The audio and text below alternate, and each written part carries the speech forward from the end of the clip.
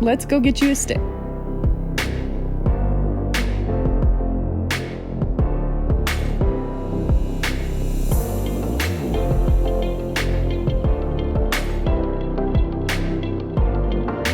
What about this one? Let's find another one.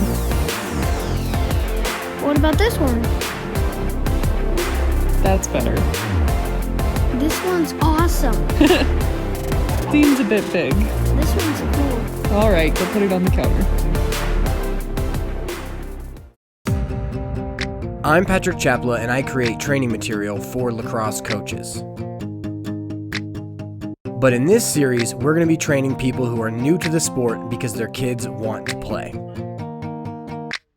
This is So Your Kid Wants to Play Lacrosse, Choosing the Right Stick.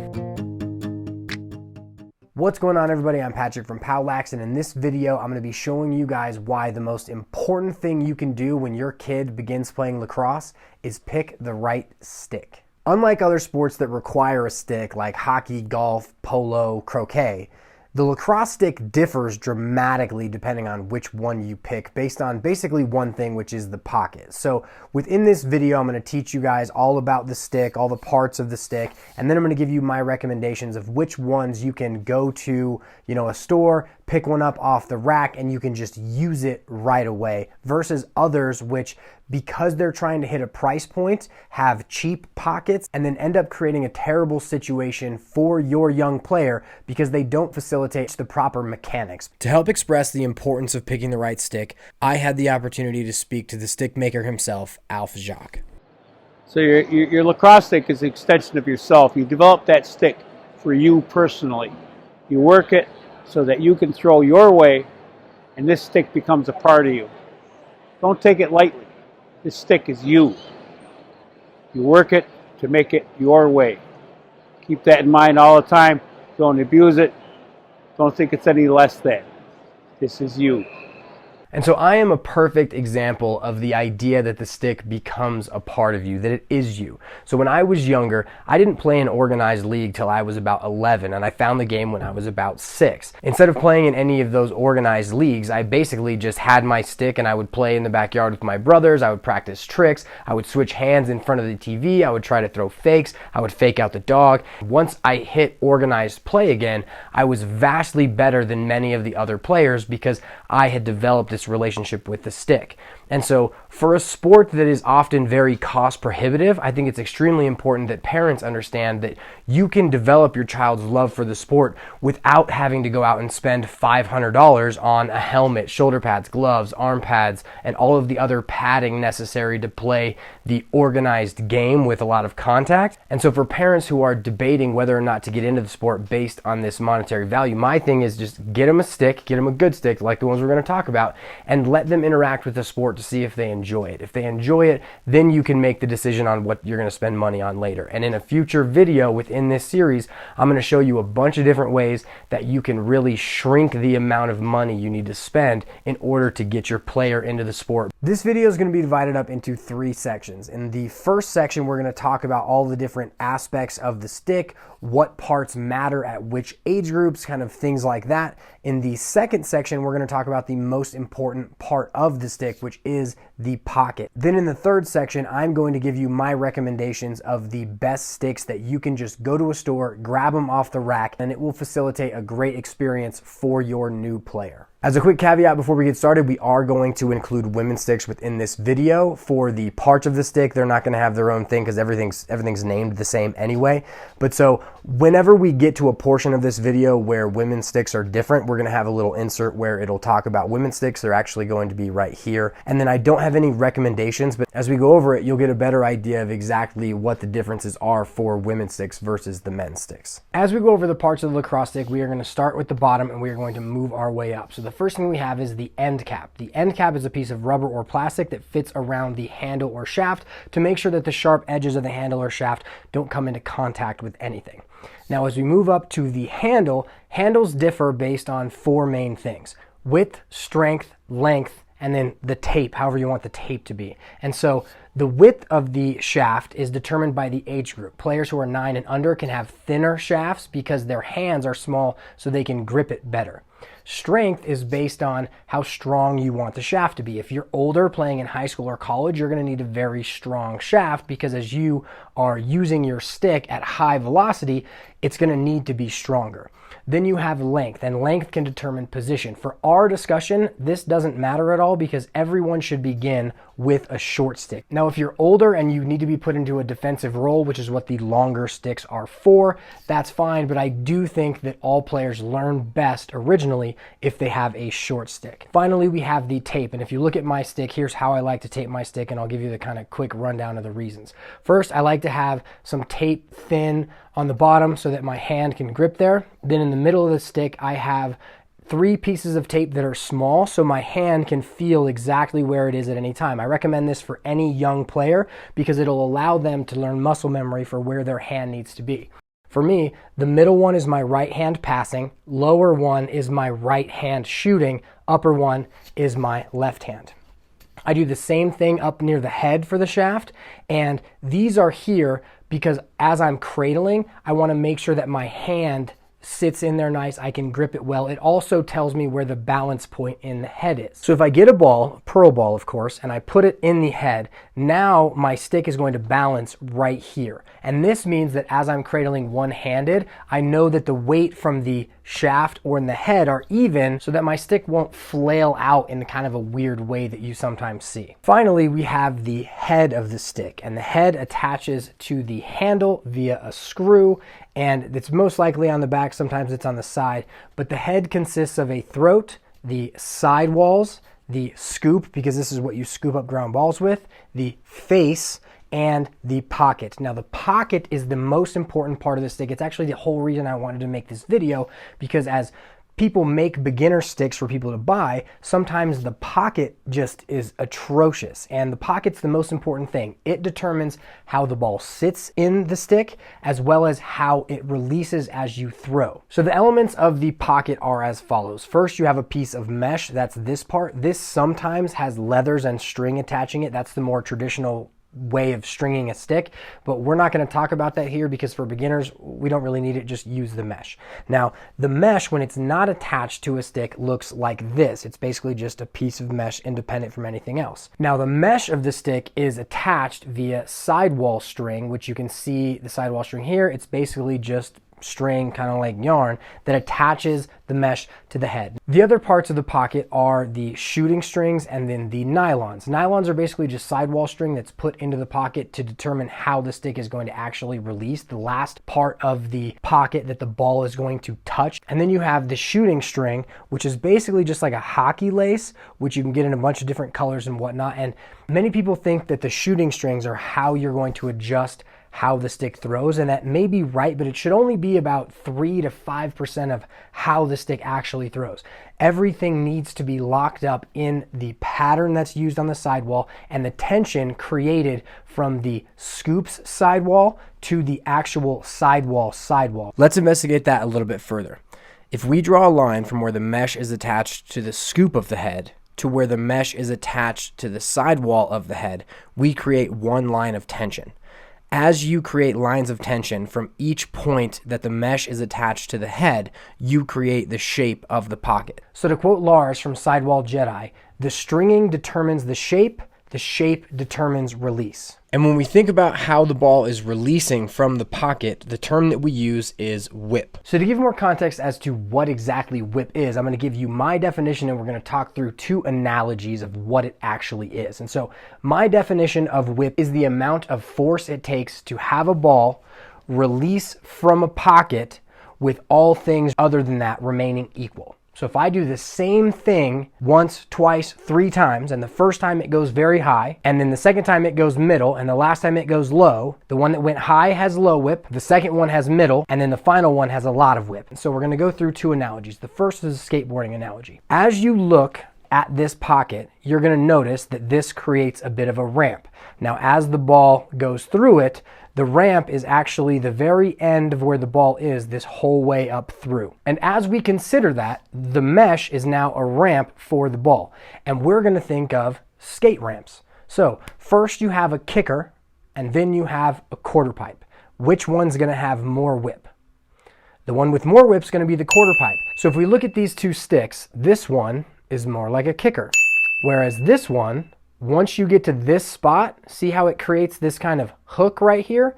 That's going to create your quarter pipe, and it's not going to let the ball go out. So now the reason why all this whip stuff matters is that within mesh and with these sticks and these pockets, if the mesh is going to change, and so the ramp is going to change, which means the whip is going to change, none of my training has any effect because the sticks that they're using don't allow them to modify what they're doing to fix the problems they have. Because every throw is different and there's no consistency to react and build upon. And so to give you more context as to why whip matters and why something that's not only consistent but has a limited amount of whip is important, I'm going to give you a story about a quarterback. And so imagine that this quarterback, depending on how hard he throws the ball, his glove on the ball will be either really sticky or not sticky at all. And the reason why I say that is because if I put pressure into the ball, maybe that pocket gets deeper because it's made with not the best components. First play of the game, the quarterback drops back to pass. He sees a player running through the middle of the field. He throws it to him about 20 yards down the field. Perfect execution of the play.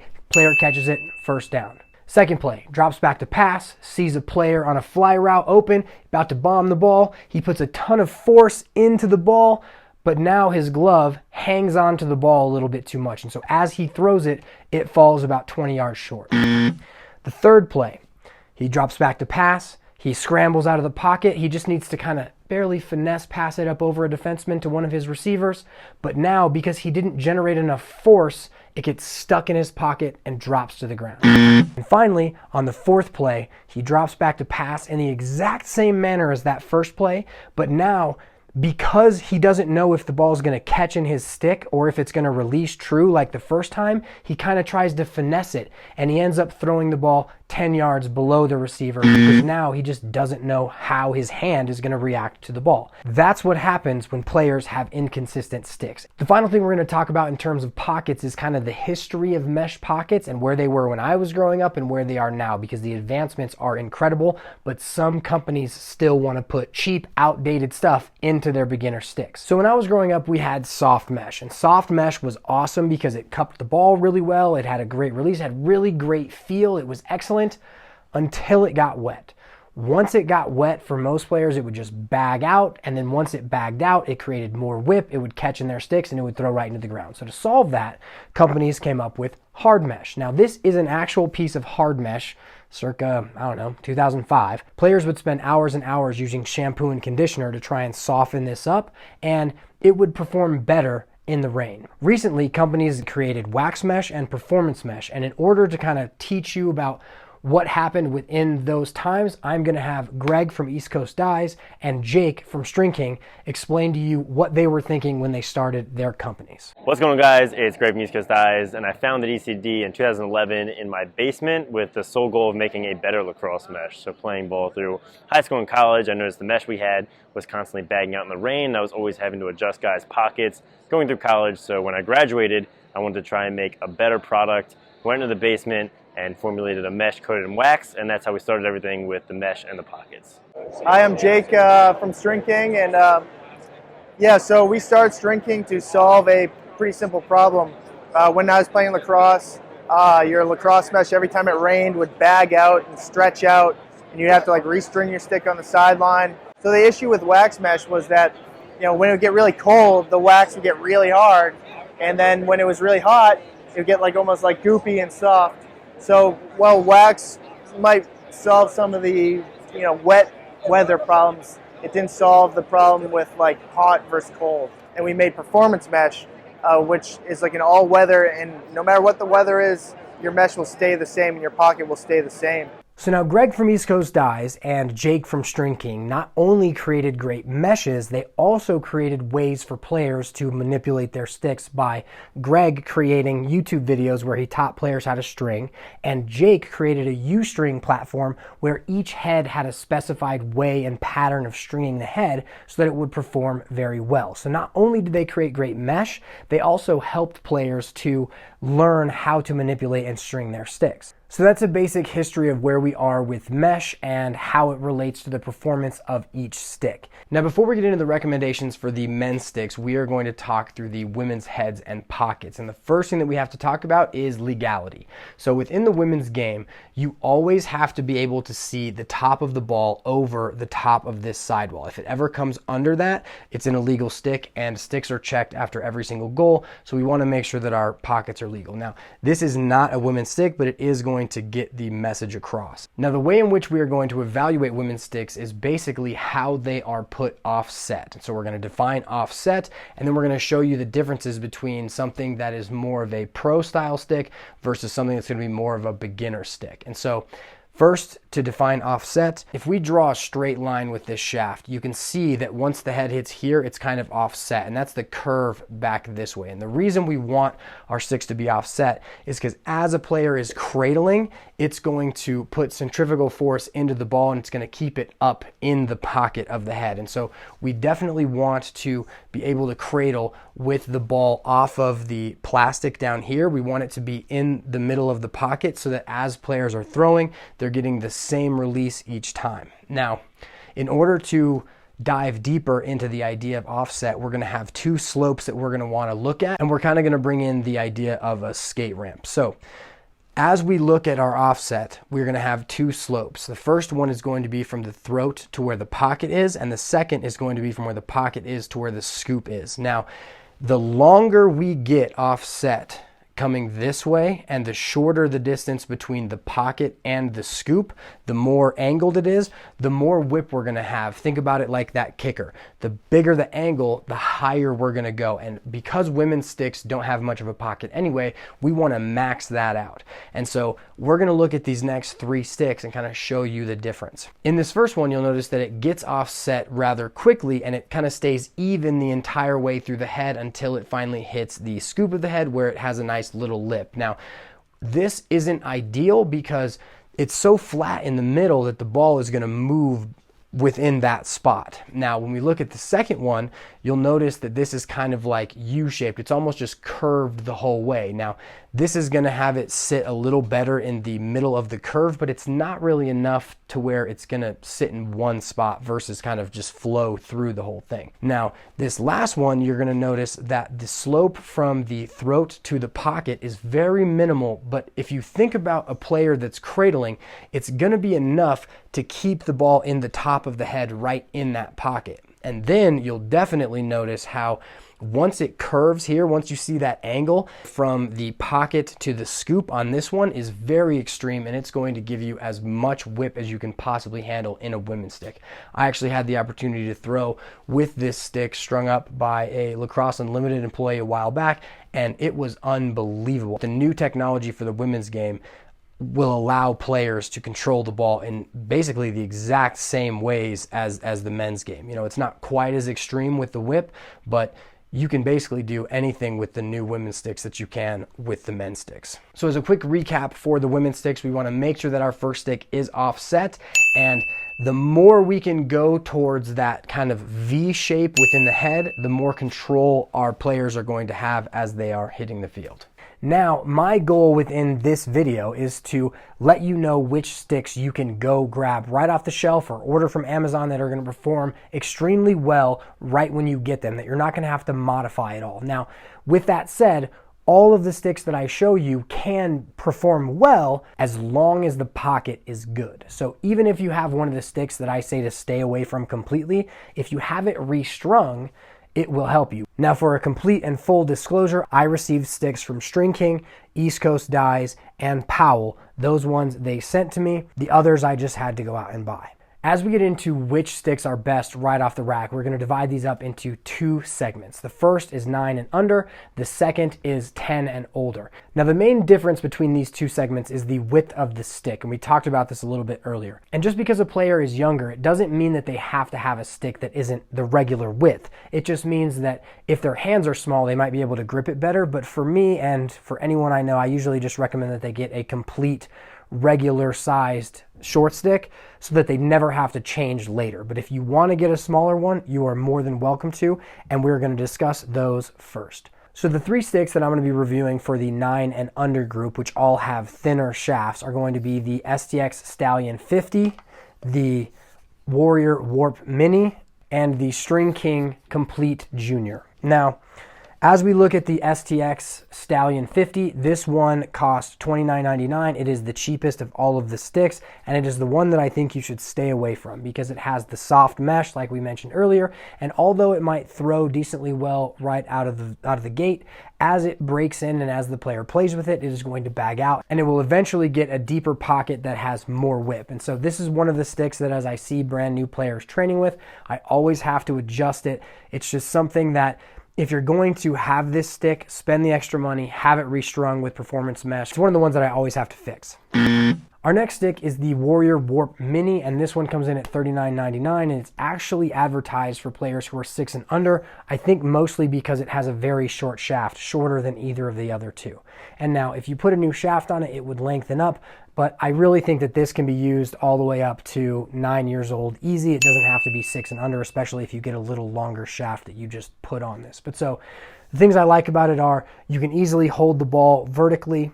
You can also, it releases very clean each time. The only thing that I don't like about it is it doesn't have the give of a traditional mesh stick. Now finally, we have the String King Complete Junior, and this is my favorite of the bunch. This is the one that I recommend. The ball sits in it very well. It throws extremely well right out of the gate, and this is one that I never have to touch, like the Warrior Warp Mini. Whenever I see these in a practice, I never watch a kid screw up and go, ugh, I'm gonna have to fix that stick while I'm training. But so this is definitely my go-to because I really like the mesh pocket. It's strung well. Every single one is strung great. And it's just something that they're not gonna have to fiddle with and toy with. It's gonna perform well and they're gonna have a great experience playing. Now as we move into the sticks that are best for players who are 10 and older, just remember that these are just fine for players who are under 9. They just don't have that thinner shaft that a younger player may want. And the sticks that we're going to be reviewing are the Under Armour Nex Gen, the POWLAX Scout 1, the ECD Bravo 1, the String King Complete Intermediate, and we're going to be doing the Warrior Warp Nex. So the first stick that we have is the Under Armour Nex Gen. If you buy this stick or you already have this stick, it must be restrung. It is the worst beginner stick anywhere, and it comes in at $39.99. So it's a very enticing price point for this stick, but it must be restrung. Restringing costs anywhere between $25 and $45. Pay the extra and don't get this stick. Just don't do it. Now, as a player begins to play, you might think this is just fine because you don't really know what you're looking at, but as they try to throw, the ball is going to get caught on this first shooting string because they're strung terribly, and they're going to have a horrible time. They're going to start throwing where they have to stop their motion, and it's just going to give them terrible technique. This is the one that you have to stay away from. So the next stick that we have comes in at $69.99, and it's the POWLAX Scout 1. And if you've been in the lacrosse world, this is actually their pioneer head that came out about 3 to 4 years ago. It's strung in the United States. It's strung extremely well. The ball sits in the pocket extremely well, and it throws perfectly. This is my best of choice. Like, for the price and what you get, this is the best beginner stick there is. And you can order them off Amazon. You can use one of the links in the description, but it's going to throw perfectly. It's going to perform exactly how it should right when you open the box from Amazon. The next one that we're going to talk about that I don't have with me is the Warrior Warp Nex. Now, this is not a stick you should get. For the money, it's $99.99. There are just other options that are way better. If you're going to spend $99.99, get one of the options that we're about to talk about if you're trying to spend the money, or get the POWLAX Scout. But it doesn't cradle the ball well. It's got a great release because you can't change the pocket, but it's not a great stick for a beginner. I mean, it can work, but for the money you're going to be spending, just get one of these other options. The next stick that we have is the ECD Bravo 1. Now this is going to be great for a beginner as well. I actually think it's strung up more for a player who's been playing a little bit longer than a beginner, because as you put a little more force in it, it does generate a little bit more whip than either the POWLAX Scout or the String King Complete Intermediate. But it's a great stick for a beginner if you're going to have one. Like, it's just not my favorite one. I'd say it's right up next to them, but the stringing is just a little bit off based on what I think beginners really need. But you know, if you have one, great. The other cool thing about the Bravo 1 is that they actually kick back a percentage to the military. So if you want to support our troops, you can buy one of these. They kick back a little bit to them. But so it's a great stick. The stringing is just a little bit off for what I like. The final stick that we have is the String King Complete Intermediate 2. Now this is my favorite of them all. It's got a great pocket that the ball sits in well. It's going to throw consistently each time. It's got the widest face shape so that it's the easiest to catch. And it's just the one that if you're willing to spend $100, this is the one that I would get anytime. Now, the Powell is the best for your money, but if you're willing to spend the extra $30, this is definitely the one that I would get. The stringing is just perfect. It's very, very low whip. It's consistent each time. It's just a very awesome stick to use and to have. And so right off the rack, and I think they're going into Walmart as well. So if you pick one of these up off the rack at Walmart, it's going to work very well for your kid. And it's not going to be something that they have to, you know, modify what they're doing when they have this stick. So as a quick recap, if your player is 9 and under, I recommend the String King Complete Junior or the Warrior Warp Mini. This String King Complete 2 Junior is definitely my favorite for players who are 9 and under. It's the best stick out there for them. This one's $69.99, whereas the Warrior Warp Mini is $39.99.